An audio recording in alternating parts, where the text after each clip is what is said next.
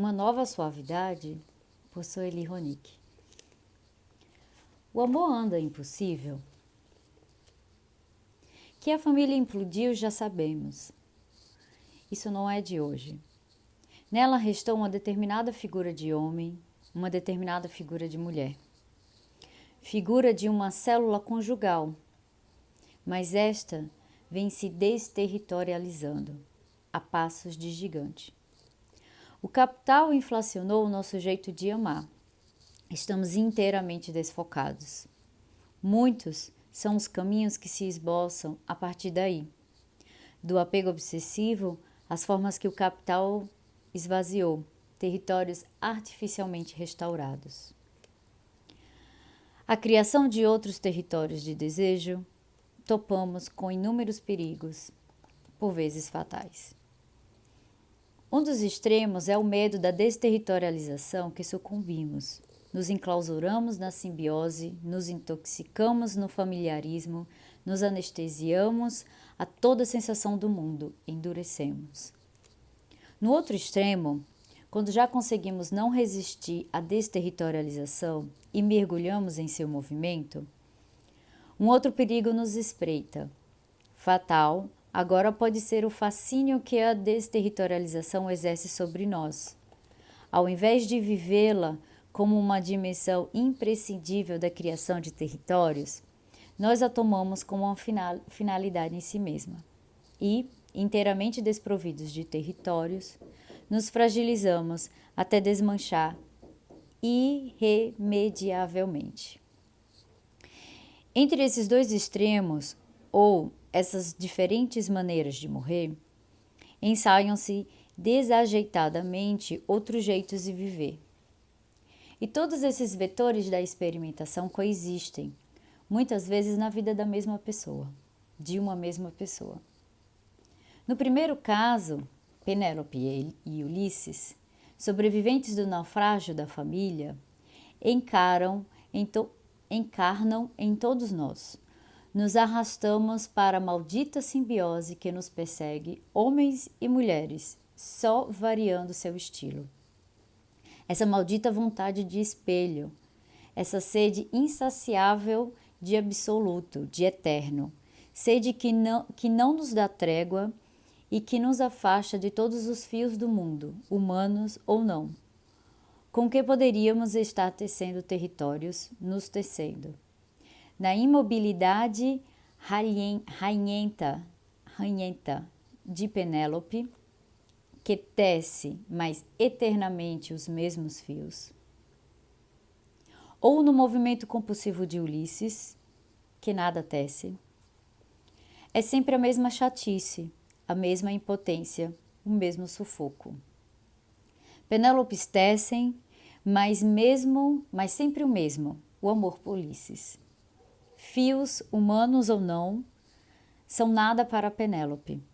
Ela os rejeita todos, ou nem sequer os enxerga. Seu argumento é a eterna atualidade do tecido que tece para e com Ulisses, obra que lhe toma todo o tempo e espaço.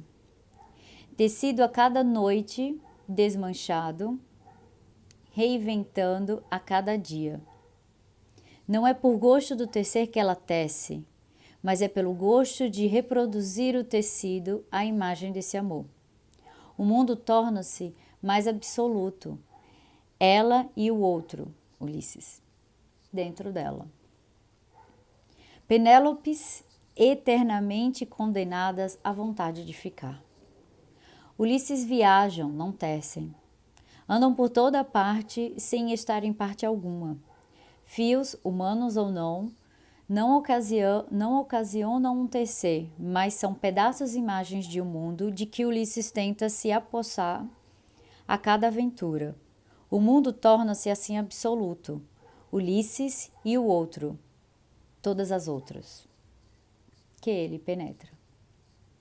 Pedaços cujas montagem formam a imagem de mundo, Ulisses, eternamente condenados à vontade de partir. Penélope nega-se à aventura, porque é na aventura que se evidencia para ela a desterritorialização, objeto de seu pânico. Fervorosas adeptas e propagandoras a seu modo, a fé no absoluto. As Penélopes não se reconhecem na descontinuidade dos contornos e não a reconhece como inelutável. E cada vez que sentem o descontínuo, consideram-no mero acidente e, enquanto tal, passageiro. Acidente atribuído à falta do outro dentro delas. A desterritorialização é traduzida como a sensação de estar se desagregando de tantos Ulisses que lhe falta. E melancolicamente, Penélope o acusa. Abre aspas. Você me destrói com a sua vontade de ausência. Fecha aspas. Mas essa sensação de destruição, na ausência, é indissociável de uma esperança, a da sensação aliviadora de reconstrução na presença, condição de existência das Penélopes. A lamúria da falta de Ulisses alimenta a esperança de cada retorno dele lhe devolva a certeza de ser mulher. A tão chorada ameaça de perda de Ulisses é a ameaça da perda de si, a ameaça apaziguada a cada volta de Ulisses, que lhe devolve esse si. É como se para existir ela estivesse condenada a repetir infinitamente essa sequência ritual que culmina com o ato de sua fundação como mulher. Abre aspas. Mas cada volta tua há de apagar o que a tua ausência me causou. Fecha aspas. A cada volta tua saberei de novo e de novo e de novo que sou mulher. É nos gemidos que pontuam a angustiada espera de Ulisses, cultivo da simbiose, que Penélope garante seu espelho. Já para Ulisses, a evidência da desterritorialização, objeto do seu pânico, há no TC.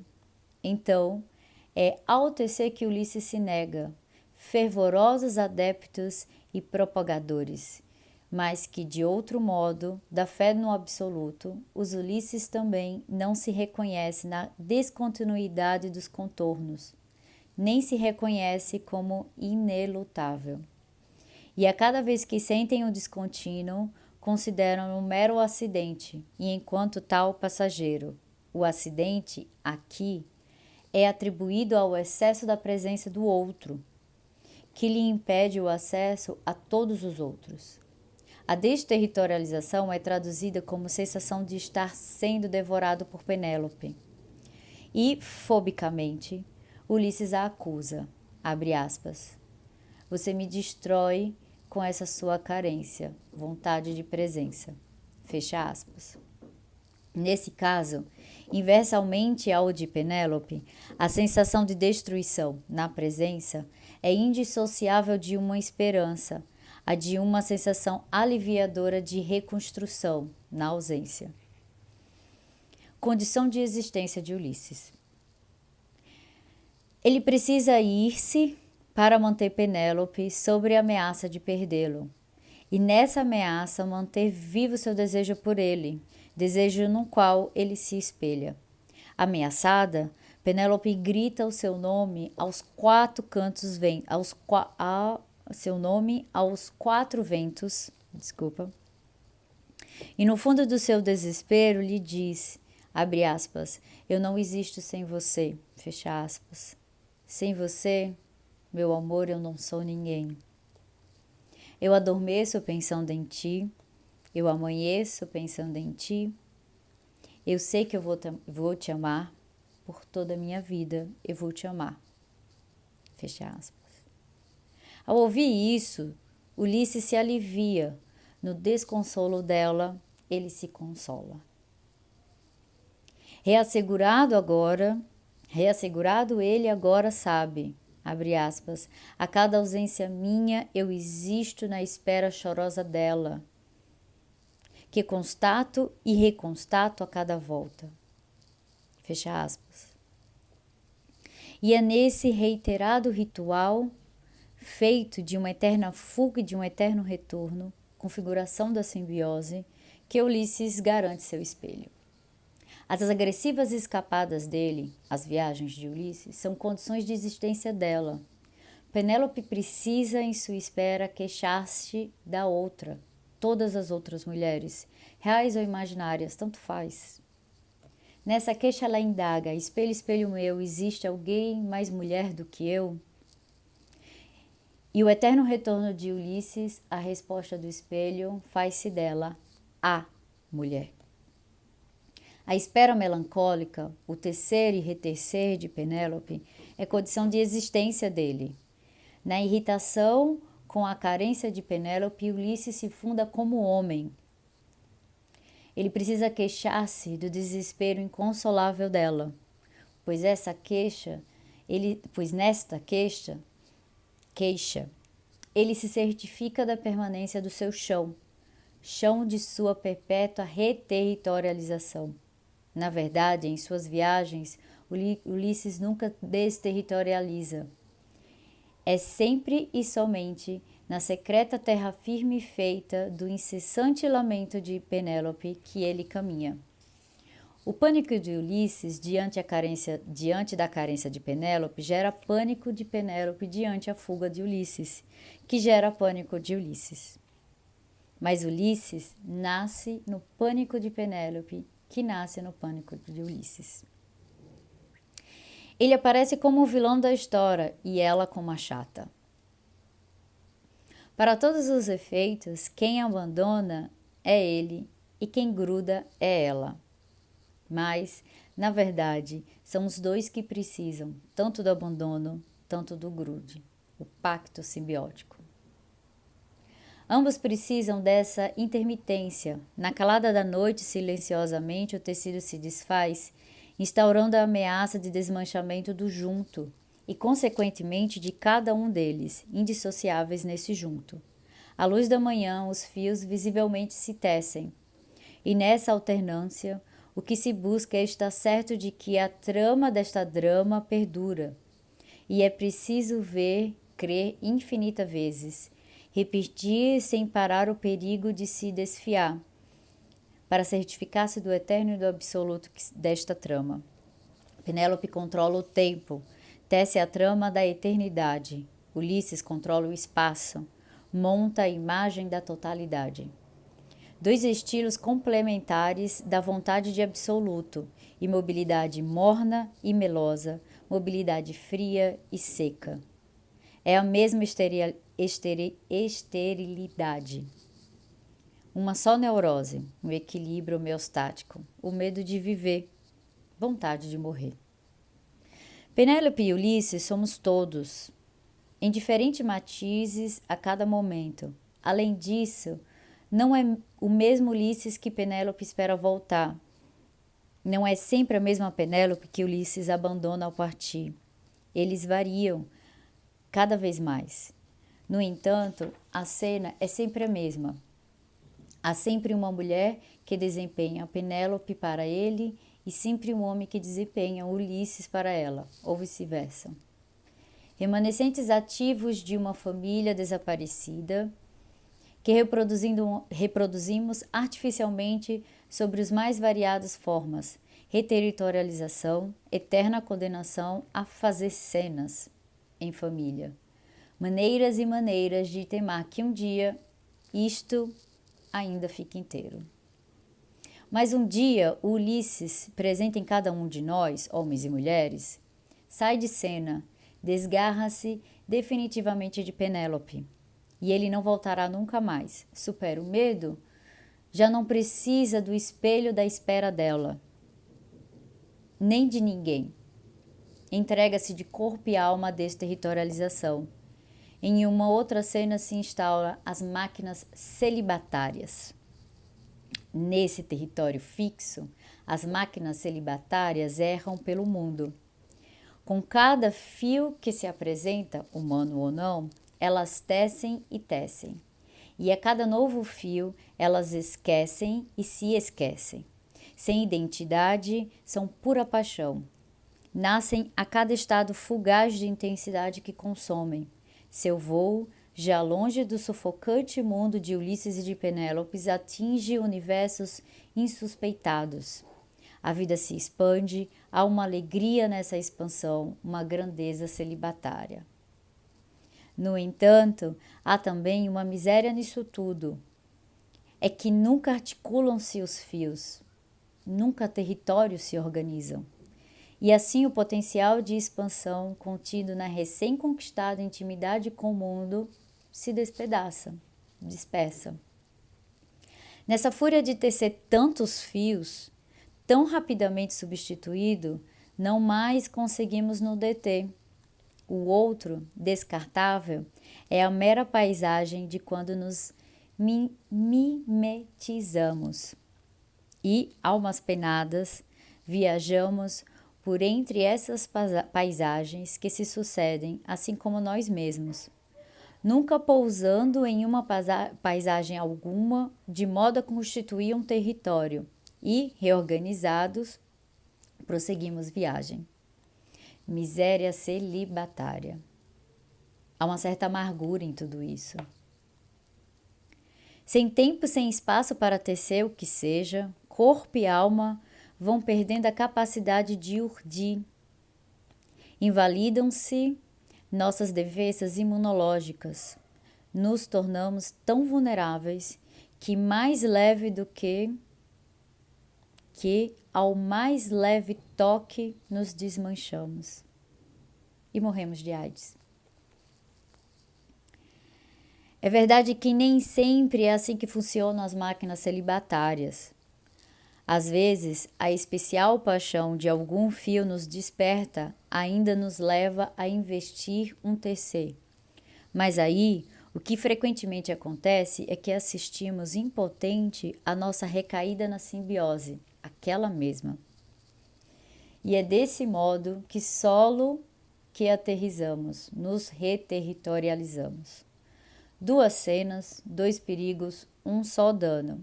Entre a simbiose e a desterritorialização vivida como finalidade em si mesma, quem sai perdendo é o amor. Então o amor anda impossível? Nem tanto. Exauridos de tanta repetição, constatamos que ficar enaltecendo como Penélope a volta ao aconchego ao lar, o confinamento conjugal ou, como Ulisses, a liberdade da aventura, que só existe em função do seu eterno retorno àquele ninho, apenas mascara o medo da desterritorialização por vontade de absoluto. E não é só isso. Constatamos também que ficar enaltecendo essa liberdade de circular desencarnadamente, sem Penélope alguma, e a nos espelhar em sua espera, máquinas celibatárias, acaba nos desencarnando é da própria vida. Consternados, descobrimos que por ter pretendido nos livrarmos do espelho, o que acabamos perdendo é a possibilidade de envolvimento, como se a única ligação possível fosse a espetacular. Por ter pretendido nos livrar da simbiose, o que acabamos perdendo é a possibilidade de montagem de territórios, como se a única montagem possível fosse a simbiótica. Saturados de ter a sensibilidade limitada por essas faixas de frequência, o medo de desterritorialização e ou o seu fascínio, sintomatizamos, por essa questão de sobrevivência e de humor, outras faixas. Sintonizamos, por uma questão de sobrevivência e de humor, outras faixas, até pouco ignoradas. Entramos no cinema e na cidade do futuro. Não tão distante, descobrimos que para além de dois vetores delinea-se toda a experiência da montagem de outros territórios de desejo. É o Ridley Scott que nos introduz esse mundo em seu filme Blade Runner. Nele somos apresentados aos replicantes, clones de gente, programados para colonizar o espaço, perfeitas réplicas do humano. Eles só não são equipados para produzir réplicas emocionais. Isso só atrapalharia a livre circulação pelos planetas, indispensável ao cumprimento da sua tarefa. São réplicas, sim, mas das máquinas celibatárias em seu máximo aperfeiçoamento. Mas isso não é assim tão tranquilo para eles. Quando está por expirar o seu prazo de existência, rebelam-se, replicam. No começo do filme, eles acabam de voltar à Terra justamente para subverter esse seu destino. Querem deserdar sua condição de desalmados. Já pressentem essas faixas de frequência para as quais o homem, o seu criador, negou-se deliberadamente a equipá-los. Atacam a empresa do seu criador, querem viver. Mas a vida não pode ser para eles se o seu destino é fatal. Sua revolta só vingará se contaminar os humanos. Descartes, um quase não homem, ser homem, dizem no filme, é ser perseguido, man, ou perseguidor, policeman. E Descartes não é nenhum nem outro, será o escolhido. Pelos homens para eliminar os replicantes, pelos replicantes para ser contaminado com o recém-descoberto potencial de envolvimento e generosidade, com a coragem que esse potencial requer para se expandir. Roy, chefe do bando dos replicantes, em meio à luta vida ou morte com Descartes, o salva, o contaminando e morre. Descartes, o primeiro homem quase replicante, e Rachel, última replicante quase humana, salvam-se. Apaixonados e amorosos, partem juntos e o filme termina. Ficamos com esperança, talvez ingênua, de que eles inventarão uma outra espécie de amor. Ficamos sonhando com a possibilidade de outras cenas. Um outro mito? Um além do Ulisses e Penélopes. Um amor não tão demasiadamente humano. Montagens intoxicadas do vício de redução do desejo de mundo a um objeto-pessoa ou a uma pessoa-objeto. Mas também um além das máquinas celibatárias, esse avesso do homem, um amor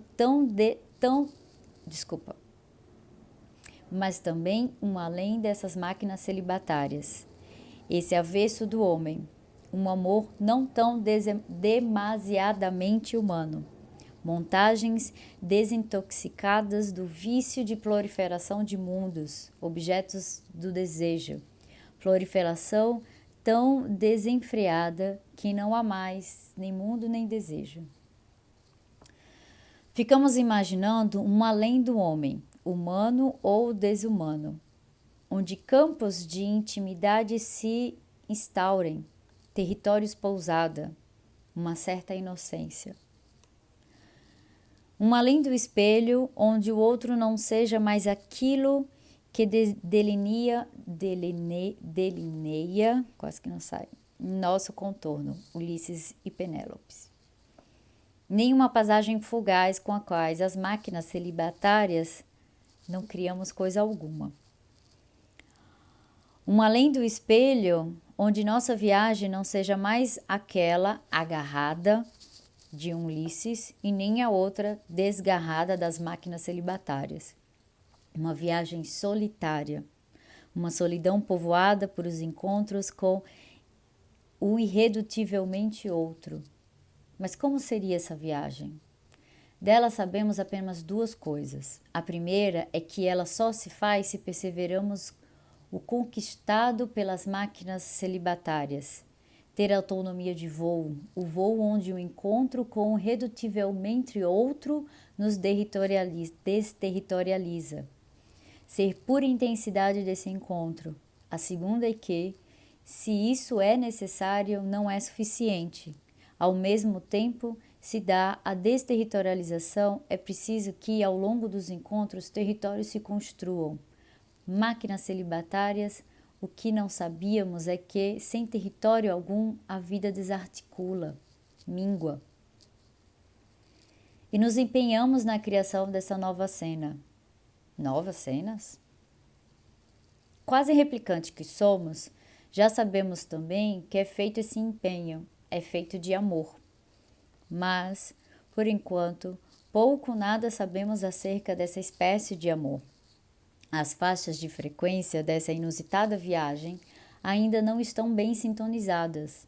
Há ruídos, sons inarticulados e muitas vezes não suportamos esperar que uma composição se faça. Na pressa de já ouvi-la, corremos o risco de compor esses sons com velhos clichês. É difícil não cair na pieguice de um final feliz. De novo a cilada do espelho. Afinal, esse é apenas o primeiro encontro entre um homem quase replicante e uma replicante quase humana. E, além do mais, faz-se pouco tempo fomos contaminados pelo segredo de Roy, o replicante-chefe. Na verdade, o que não suportamos é a estridência desses sons inarticulados. É o nada mais daquilo. O que não suportamos é que somos pouco Penélopes, pouco Ulisses, pouco máquinas celibatárias, um pouco replicantes e um pouco nada mais do que aquilo tudo. E, no entanto, nos momentos em que, desavisados, conseguimos suportá-lo, descobrimos um certo alívio, que no convívio desencontrado dessas figuras destilam-se já uma nova suavidade. Sueli Ronick, nesse livro maravilhoso que ela escreveu com Félix Guattari, Micropolítica, Cartografia do Desejo. Bem, ficou maior do que eu esperava a leitura disso. Estou experimentando outras coisas aqui na produção de conteúdo. E se você ficou até o final, meu nome é Daisy Bispo, sou psicóloga, psicodramatista, esquizoanalista, coaching e professora da PUC. E se você gostou da leitura ou se você gostaria que a gente abrisse uma discussão sobre essa leitura, sobre o amor nos nossos tempos contemporâneos, comentem. E muito obrigada por ter ficado nesses 27 minutos ouvindo a minha voz. Um beijo.